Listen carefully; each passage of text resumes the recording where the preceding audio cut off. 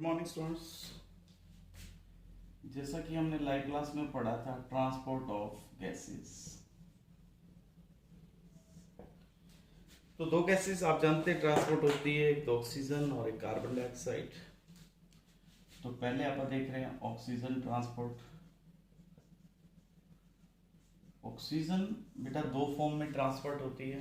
एक तो आपको पता है कि सॉल्यूशन फॉर्म है। सॉल्यूशन फॉर्म मतलब dissolved form में 3% of the oxygen is transported in this form। तो ये dissolved form में जाती है, dissolved in plasma।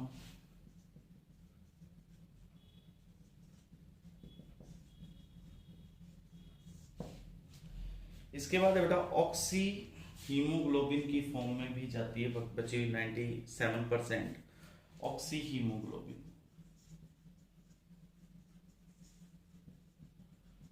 97% oxygen is being transported in the form of oxyhemoglobin।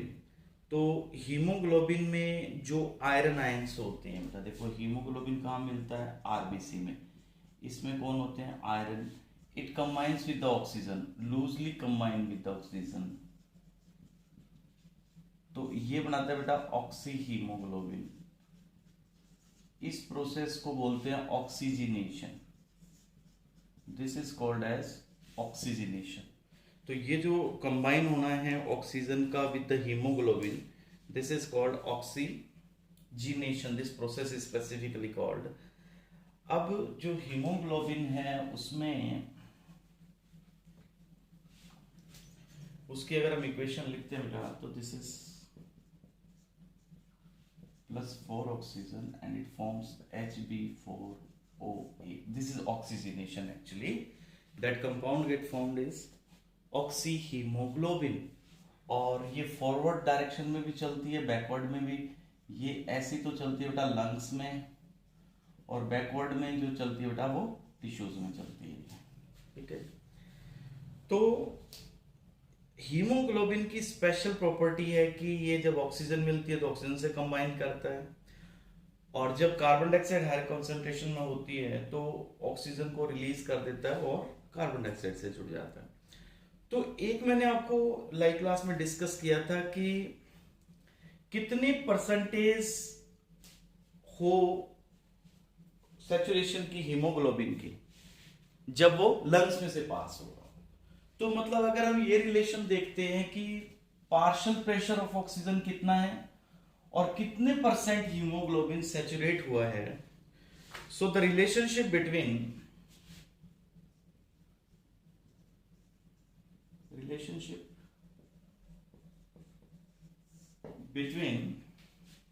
The percentage saturation of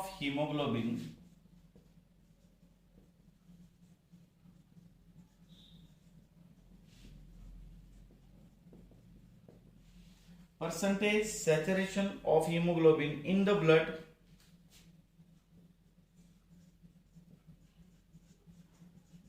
and oxygen tension means partial pressure of the blood, PO2 of blood। मतलब इन दोनों का relationship देख रहे हैं कि कितने परसेंट हीमोग्लोबिन सैचुरेट होता है कितनी ऑक्सीजन की प्रेजेंस में। तो ये जो हम स्टडी करेंगे, इसको स्टडी करेंगे बेटा ऑक्सीजन डिसोसिएशन कर्व में। बहुत ही इंपॉर्टेंट कंसेप्ट है oxygen dissociation curve of haemoglobin.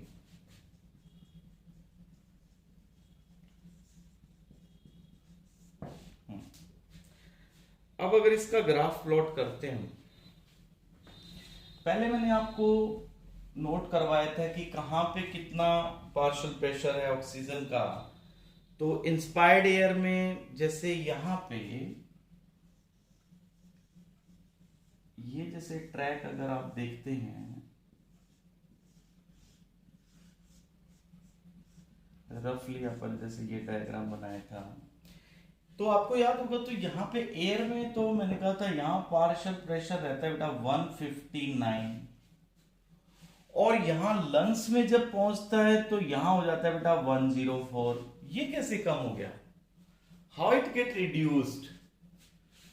तो उसका आंसर है कि जब ये जो ट्रैक होता है इसमें भी तो हवा रहती है, देखो ऐसे ये, तो जब आप सांस लेते हैं तो कुछ एयर यहां रुक जाती है, जब आप सांस छोड़ते हैं तो आती बार भी कुछ एयर रुक जाती है, इसलिए जब नेक्स्ट बार जब आप ब्रीथ करते हो तो वो जो लास्ट एक्सपायरेशन की एयर है वो इस परसेंटेज को रिड्यूस कर देती है, ऑक्सीजन के परसेंटेज को, क्योंकि ये ट्रैक खाली नहीं होता बेटा एक्सपायरेशन के बाद भी, पढ़ा था हमने।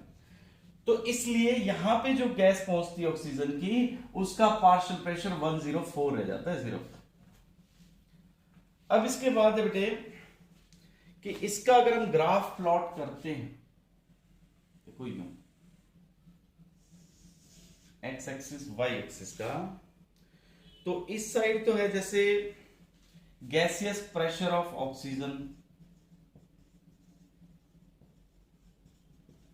let this is gaseous pressure of oxygen, and this side it shows percent saturation of hemoglobin.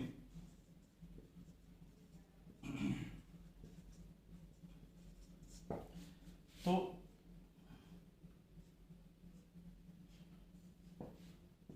20, 40, 60, 80, 100, 120, ये 20 बेटा, 40, 60, 80 एंड लेट दिस इज 100। तो इसमें अगर हम कर्व प्लॉट करते हैं बेटा, देखो तो ये ऐसी कर्व आती है इस केस में, इस तरह आती है ऐसी। तो इस कर्व में अगर आप देखो 104 रहता है हमारा, यहां से अगर आप प्लॉट करेंगे तो ये इस जगह आता है बेटा, ये 104 पे ये 97% है, मतलब जब लंग्स में से ब्लड जा रहा है तो वो 100% हीमोग्लोबिन सैचुरेट नहीं हुआ।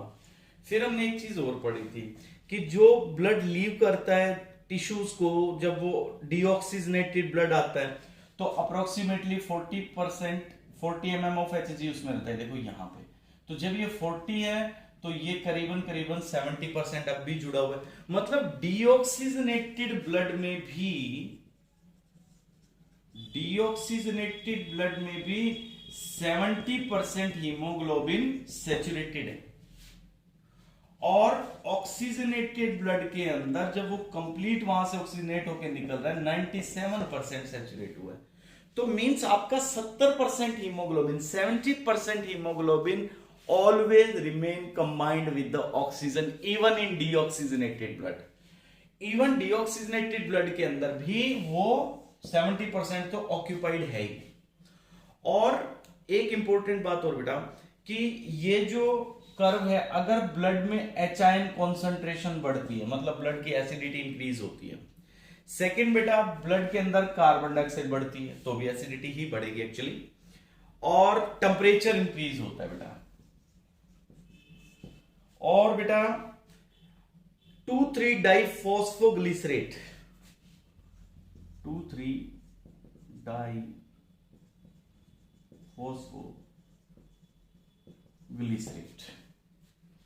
ये एराइथ्रोसाइट कॉन्सेंट्रेशन ऑफ 2,3 डाइफॉस्फोग्लिसरेट, इनका इंक्रीज इसको राइट साइड लेके आएगा, इस कर्व को राइट साइड लेके आएगा। मतलब अगर एच आयन कॉन्सेंट्रेशन बढ़ती है ब्लड में तो ऑक्सीजन कैरिंग कैपेसिटी कम हो जाएगी, हीमोग्लोबिन उतनी ऑक्सीजन पिक नहीं कर पाएगा।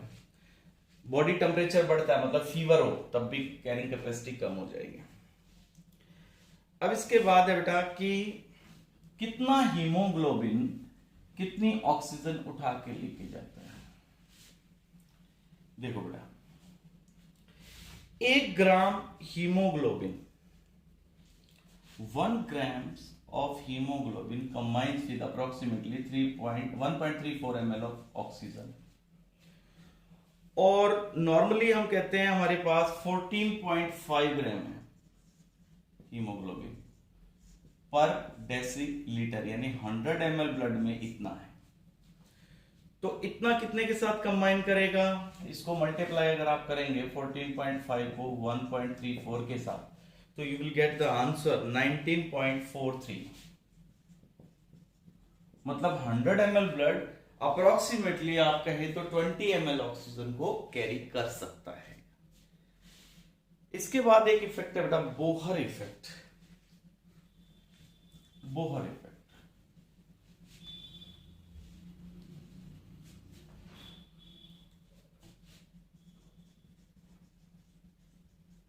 बोहर इफेक्ट, कार्बन डाइऑक्साइड जब अब अगला टॉपिक जो पढ़ेंगे, कार्बन डाइऑक्साइड किस फॉर्म में कैरी होती है, कार्बन डाइऑक्साइड ज्यादा डिसॉल्व फॉर्म में कैरी होती है बेटा।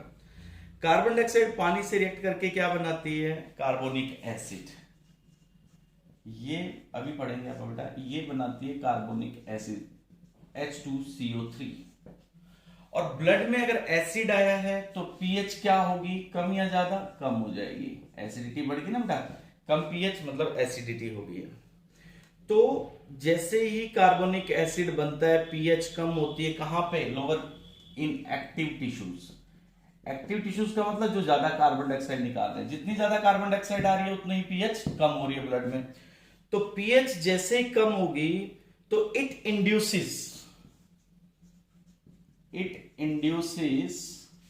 Oxy haemoglobin to release oxygen. This is called Bohr effect. Means देखो सेल्फ रेगुलेटेड सिस्टम है, कार्बन डाइऑक्साइड का लेवल जैसे ही बढ़ेगा ब्लड में, जैसे ऑक्सीजनेटेड ब्लड आ रहा है, ये देखो जैसे ये आर्टरी ब्लड लेके आ रही है ऑक्सीजनेटेड ब्लड, यहां पे ये सेल्स हैं, ये कार्बन डाइऑक्साइड जैसे ही ऐड करेंगी ब्लड में, यहां पे पीएच क्या होगी, कम हो जाएगी। पीएच कम हो जाएगी तो जो ये हीमोग्लोबिन ऑक्सीजन लेके आ रहा था, it will release the oxygen. This is called Bohr effect. तो ये इंड्यूस करता है हीमोग्लोबिन को ऑक्सीजन रिलीज करने के लिए, एचाइंस इंड्यूस करते हैं, मतलब आप कह सकते हो। तो इसको टेक्निकली आप कहेंगे Bohr effect. Now second topic, transport of carbon dioxide. Yes बेटा, transport of CO2।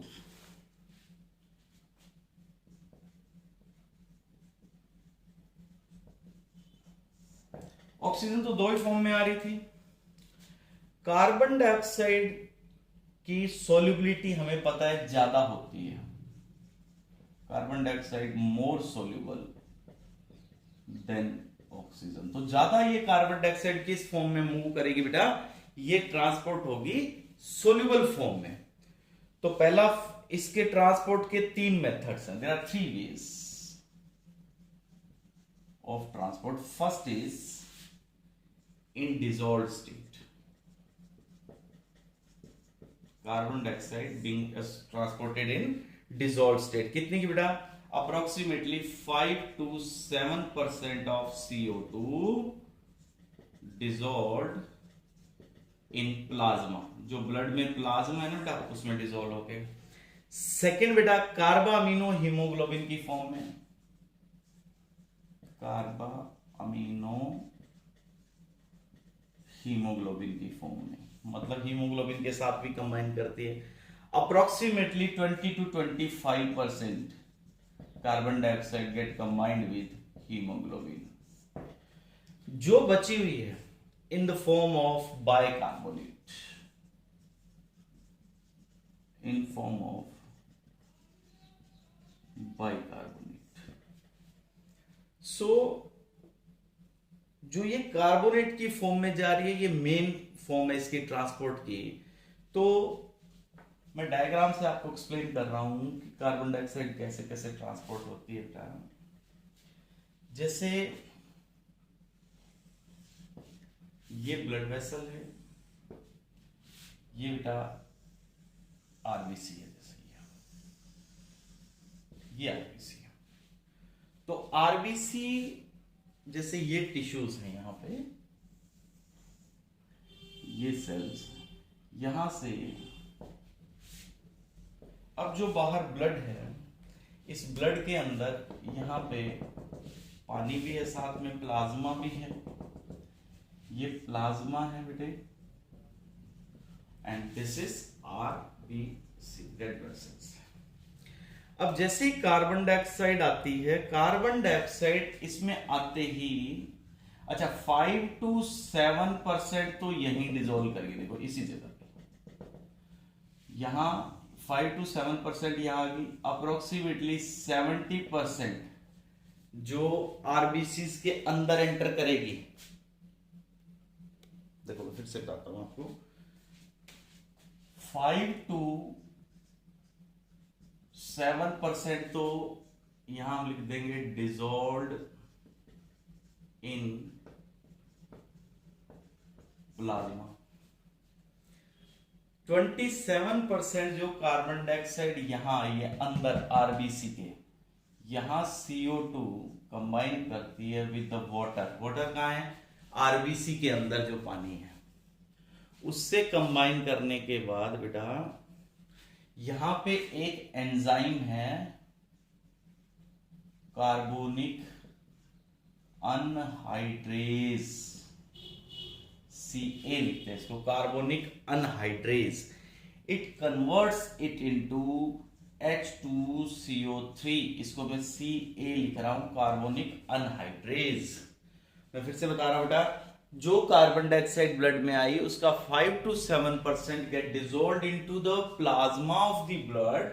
70% of the carbon dioxide which entered into the RBC, it get combined with the water in the RBC with the help of carbonic anhydrase, and it forms carbonic acid.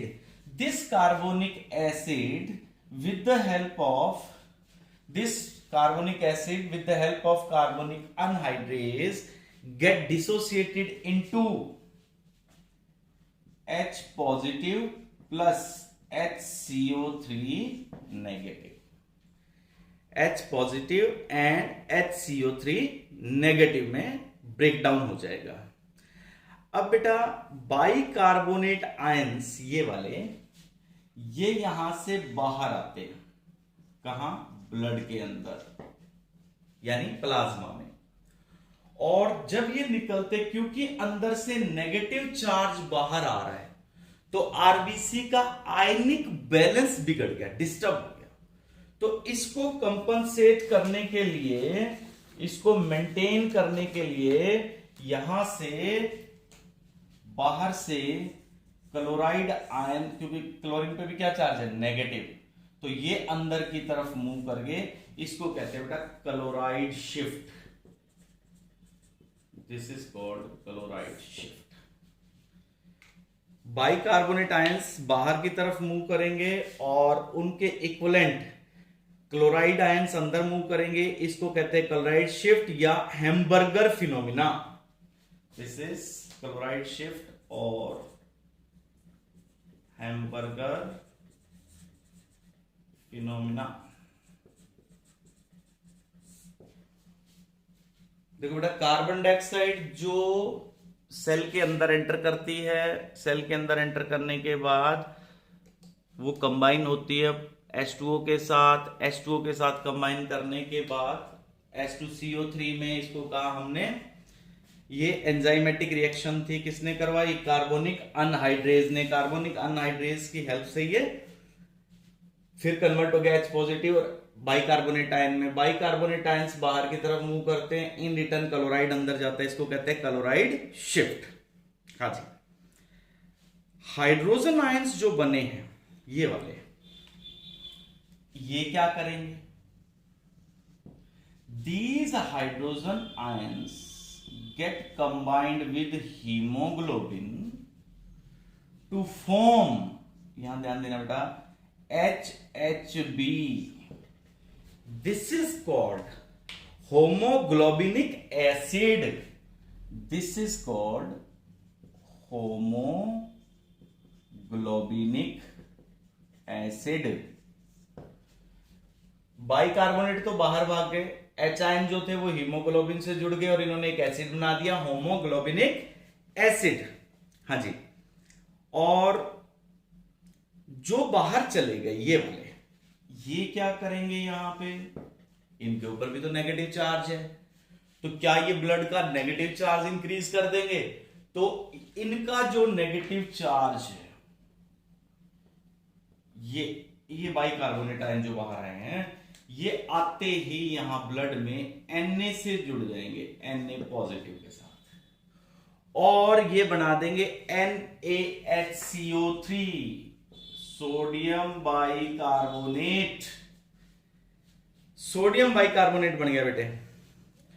तो इस तरह से transport होती है बेटा carbon dioxide. तो जब ये डीऑक्सीजनेटेड ब्लड एल्वियोलाई में पहुंचता है तो वहां पे बाइकार्बोनेट आयंस डिसोसिएट होते हैं, क्योंकि वहां पे कार्बन डाइऑक्साइड ज्यादा होती है और वो फिर रिलीज कर देते हैं। अच्छा, एक इंपॉर्टेंट फैक्ट और, 100 ml ब्लड ऑक्सीजन कितनी ट्रांसफर कर रहा था? करीबन 20 ml हमने कहा था। कार्बन डाइऑक्साइड कितनी ट्रांसफर करेगा? तो याद रखना आपने 4 ml of CO2, 4 ml of CO2 बेटा। देखो मैं फिर से रिपीट कर रहा हूं सारा स्टेप। देखो थोड़ा बोर्ड आपको नजर नहीं आ रहा, तो ये देखो मैंने, अब देखो आप, मैं फिर से बता रहा हूं बेटा। देखो ये बॉडी सेल्स हैं, ये क्या कर रहे, कार्बन डाइऑक्साइड बनाती हैं। वो कार्बन डाइऑक्साइड बेटा जब ब्लड में एंटर करती है, यहां से कार्बन डाइऑक्साइड जो ब्लड में है उसका 5 to 7% तो पानी में डिजोल्व हो गया। ये देखो, इसको तो हमने देखना ही नहीं। 70% कार्बन डाइऑक्साइड जो ब्लड के अंदर एंटर की, जो आरबीसी में चली गई, ये RBC, this one RBC, this is red blood cell. RBC के अंदर ये कार्बन डाइऑक्साइड पानी से जुड़ती है with the help of carbonic anhydrase, एक एंजाइम मिलता है आरबीसी में, और ये बना देती है बेटा बाइकार्बोनिक एसिड। बाइकार्बोनिक एसिड इसी एंजाइम की हेल्प से ब्रेक डाउन हो गया H पॉजिटिव और HCO3 नेगेटिव में। अब यहां पे ये मैं दोबारा बनाता हूं, एक मिनट, शायद यहां से आपको समझ नहीं आ रहा होगा। देखो यहां पे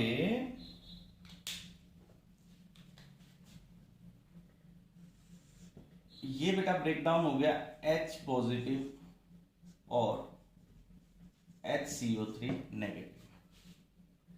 यहां से HCO3 नेगेटिव बाहर आ गया, बाइकार्बोनेट आयंस ये, और ये आते ही ब्लड में सोडियम आयन से जुड़ गया। ठीक है बेटे, और इन्होंने मिलके बना दिया NaHCO3, सोडियम बाइकार्बोनेट। ठीक है, अब क्योंकि ये नेगेटिव चार्ज आयन है, ये बाइकार्बोनेट आयन कैसे हैं? Negative charge. अब ये बाहर गए तो अंदर नेगेटिव कम हो गया, अंदर नेगेटिव कम हो गया, तो उस नेगेटिव को पूरा करने के लिए बाहर से क्लोराइड आयंस अंदर आ गए। ठीक है बेटा, फिर बेटे जो ये H आयन थे, ये H आयन हीमोग्लोबिन के साथ जुड़ करके ये बना देते हैं होमोग्लोबिनिक एसिड। होमोग्लोबिनिक एसिड बना दिया, और यहां से देखो 70% तो ये आ गई, 5 to 7% ये आ गई, और जो कुछ कार्बन डाइऑक्साइड होती है वो हीमोग्लोबिन के साथ जुड़ करके, वो जो हीमोग्लोबिन के साथ कैरी होगी वो किस फॉर्म में होती है बेटा? कार्बा अमीनो हीमोग्लोबिन की फॉर्म में। तो देखो बेटा ये कितने परसेंट कैरी होती है? 23%। अब हीमोग्लोबिन तो ऐसा है, ये एज इट इज इसमें यूज होगा HHB plus CO2 plus NH2।